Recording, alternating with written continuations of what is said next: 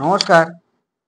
এই যে বোর্ডের যে পজিশনটা আছে, এই বোর্ডের পজিশনে এটাকে আমরা চেজের ভাষায় ডিকোয়িং কম্বিনেশন।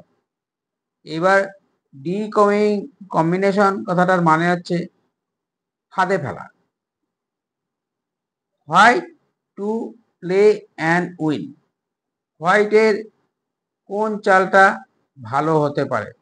এই মুহূর্তে বোর্ডের যা পজিশন দেখছি, বোর্ডের মধ্যে দেখা যাচ্ছে হোয়াইট রাজার মন্ত্রী আছে, দুটো নৌকা আছে, গজ আছে, সাথে 1 2 3 4 5 6 ছয়টা সৈন্য আছে। ব্ল্যাক রাজার দুটো নৌকা আছে, মন্ত্রী আছে, ঘোড়া আছে, সৈন্য আছে 1 2 3 4 5 6। White to play and win. হোয়াইটের বেস্ট চাল কি হতে পারে, সেটা সবচেয়ে বড় বিষয়। সেই সঠিক চালটি দিতে পারলেই হোয়াইট রাজা জিতবে। হোয়াইটকে একবার চিন্তা করতে হবে,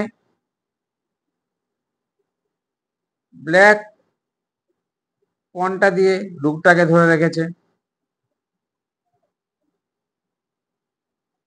গজ দিয়ে ঘোড়াটা মারা যায়।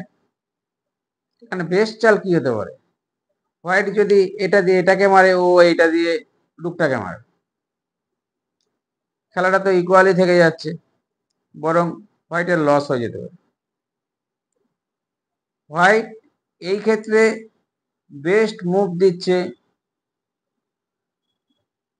বিশপটা c4 উইদাউট সাপোর্ট।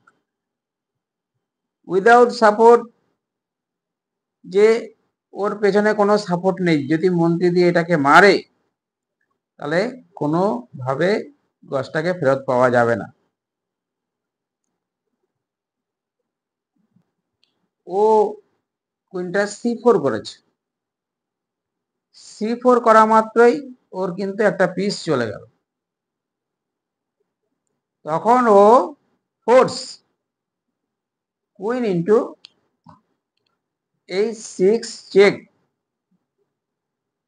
রাজার কুইনটাকে মারা ছাড়া কোনো উপায় নেই। Rook h3 check and mate. কিরকম হলো খেলাটা জানাবেন।